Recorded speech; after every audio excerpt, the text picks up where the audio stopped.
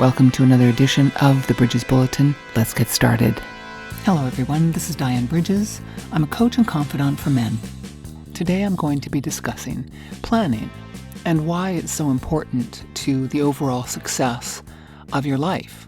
Now, if you are a good planner, then you probably already know what I'm about to say. You understand that not only goal setting, but having a plan for your life is critical.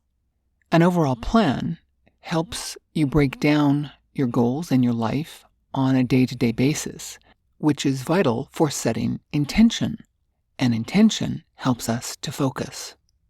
What I'm finding now in our current society is there's a lot of talk about being in the present moment, which is absolutely critical as well, and I completely am on board with that. However, there's also a timeline, and you don't have to dig too deeply spiritually to understand this concept. You can just look at your own life or anyone else's life.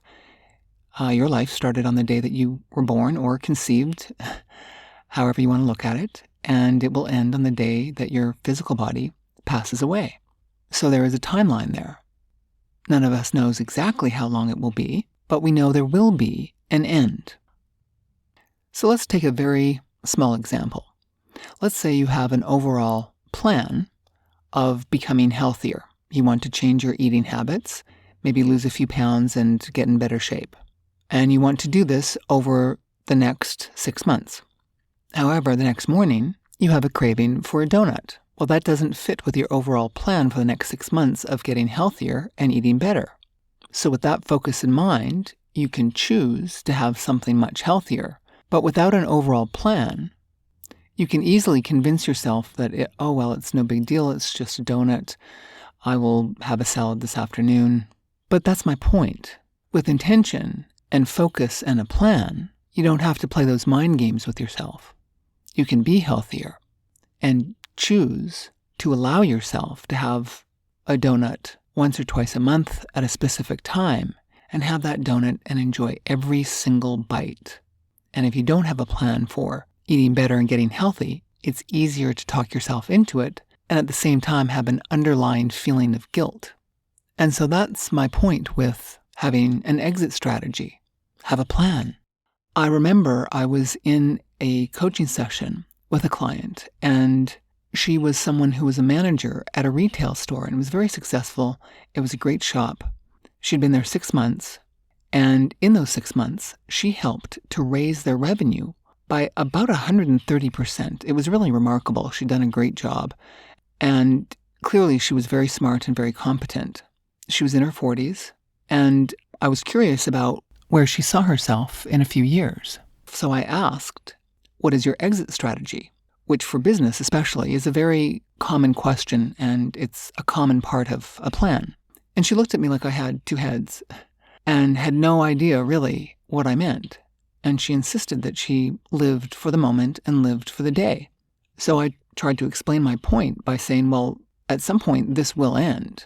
It probably won't be tomorrow or next week, but at some point this store will be sold, or the owners will pass on, or you'll get an offer someplace else, or you're going to want to spend your time elsewhere.